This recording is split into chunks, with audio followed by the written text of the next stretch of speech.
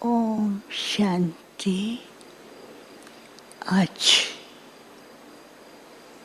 सतगुरुवार के दिन आप सबकी याद लेके जैसे वतन में पहुंची, वतन में तो पहले से ही बाबा के सामने बहुत भाई बहने पहुंचे हुए थे। बाबा सबको दृष्टि भी दे रहे थे और हर एक बच्चा बाप की दृष्टि लेकर बहुत ही खुश, इतने अच्छे अनुभव कर रहे थे। तो कुछ सेकंड के बाद बाबा ने मेरी ओर देखा। बाबा ने कहा, देखा बच्चे, आज बाप ने सब बच्चों को वतन में निमंत्रण दिया है और इसलिए बाप सब बच्चों को दृष्टि के द्वारा भरपूर कर रहे हैं।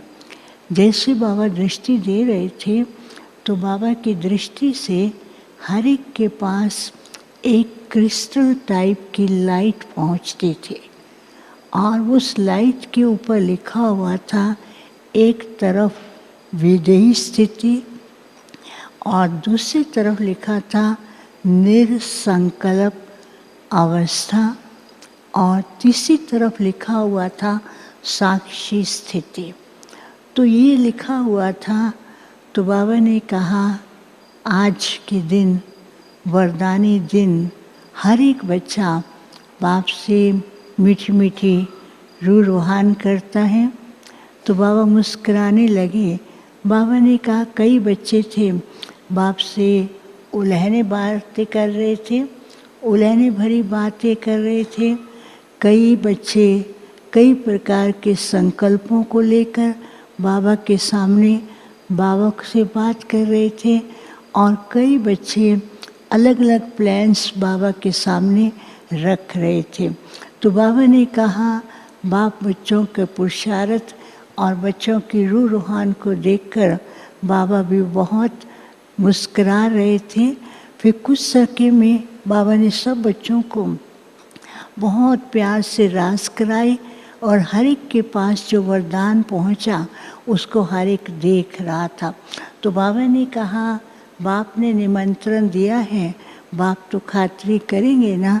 तो आज बाप बच्चों को वरदान से भरपूर कर रहे हैं क्योंकि आज का दिन बच्चों के लिए विशेष वरदानी दिवस है। फिर बाबा सब बच्चों को ऐसे प्यार भी कर रहे थे। तो बाबा ने सब बच्चों को कहा कि आज बाप जो है सब बच्चों को सैर कराने ले जाएंगे। तो बाबा ने कहा, बच्चे चलेंगे? तो वो तो इतना खुश, जैसे छोटे बच्चे होते हैं ना, खुशी में नाचने लगते हैं, कोई ताली बजा रहा है कि बाबा हमको सैर कराने ले जाएंगे। तो बाबा ने ऐसे दोनों बाहें पसारी, जैसे दोनों बाहें ऐसे बन गई पुष्पक विमान की तरह और सब बच्चे उसमें बैठ करके एक सुंदर सी पहाड़ी पर पहुंचते हैं। जैसे उस पहाड़ी पर पहुंचते हैं तो बाबा ने दो प्रकार के दृश्य दिखाए। उस पहाड़ी से खड़े होते विश्व के अंदर आज की परिस्थितियां क्या है, मनुष्य के सामने कितनी परिस्थितियां हैं और कितने दुख हैं और दूसरा मनुष्य क्या कर रहे हैं।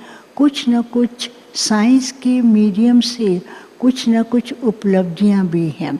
तो फिर बाबा ने कहा, देखो बच्चे, साइंस अपना काम कर रही है, पर मनुष्य अपना काम कर रहे हैं और प्रकृति अपना काम कर रही है, लेकिन बच्चों को हर प्रकार से बाप इन बातों से सेफ रखते हुए शक्ति दे रहे हैं।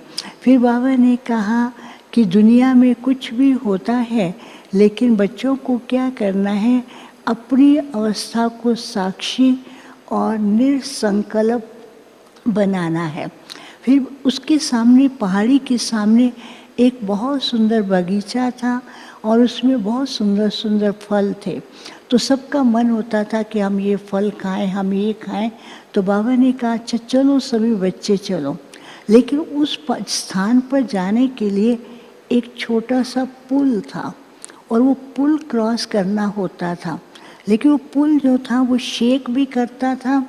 तो कुछ बच्चों को कहा कि चलो, तो जो बच्चे क्यों क्या कैसे करते थे ना, कैसे होगा, क्यों होगा, ऐसे होगा, तो उनके सामने क्या है, उनको खुद ही कई प्रकार की रस्सियाँ ऐसी थी जो उनके सामने उनको ही बांधती जा रही थी। और दूसरे बच्चे ऐसे थे जो थोड़ा डर रहे थे, तो डर के कारण वो ऐसा शेक करते थे, कभी इधर हिल रहे हैं, कभी इधर हिल रहे हैं, कभी एक हाथ ऊपर करते हैं और कभी एक हाथ नीचे करते हैं, और वो हिल रहे थे। और तीसरे वो इतने थोड़े से थे जो एक बल एक भरोसे के आधार से वो चल रहे थे। तो वो पुल पर धीरे धीरे पार करके उस बगीचे में पहुंचते हैं। तो बाबा ने कहा, अभी समय और परिस्थिति, स्थिति, समय और परिस्थिति तीनों का आपस में बहुत बड़ा साइकिल है। तो समय अपना खेल कर रहा है, परिस्थिति ऊपर नीचे ला रही है, लेकिन इसके बीच में जो ब्रिज का काम करता है, जो स्थिति है वो ब्रिज का काम करती है। तो बाबा ने कहा, अपनी स्थिति को ऐसा मजबूत बनाएं और इतनी स्थिर बनाएं कि कोई भी परिस्थिति में कोई भी प्रकार की हलचल नहीं, और ही उस परिस्थिति में पुल की तरह सहज रीति से पार कर सकेंगे। तो फिर बाबा ने क्या किया, सब बच्चों को सम्मान दिया कि बाप साथ है, बाप साथी हैं, कंपेनियन हैं।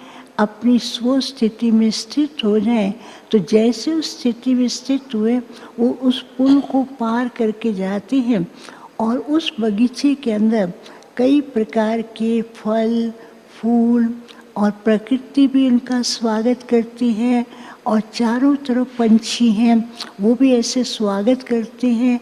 बहुत सुंदर म्यूज़िक था, वो बहुत एंजॉय कर रहे थे। तो बाबा ने कहा, समय अनुसार एक तो निर्संकल्प स्थिति बनाए, दूसरा बाबा ने कहा बच्चों को खास विदेही अथवा अशरीरी स्थिति का अभ्यास करना है। तीसरा बाबा ने कहा, देखो कि अभी परिस्थिति और समय वो तेज गति से परिवर्तित हो रहा है, लेकिन बच्चों की स्थिति और मजबूत शक्तिशाली होगी तो हर परिस्थिति में आपके सामने रास्ता क्लियर होगा। जैसे पुल पार किया तो ऐसे कई प्रकार की समस्याओं को, कई प्रकार की बातों को जो सोचते रहते हैं ना, वो आसानी से पार कर लेंगे। फिर तो बाबा ने सबको बहुत प्यार भी कर रहे थे। फिर बाबा को भोग स्वीकार कराया, और भोग के बाद जिन सभी का भोग था बाबा ने उनको इमर्ज किया। इमर्ज करते हुए बाबा दृष्टि भी दे रहे थे और उनको शक्ति भी दे रहे थे। सबको याद दिया। ओम शांति।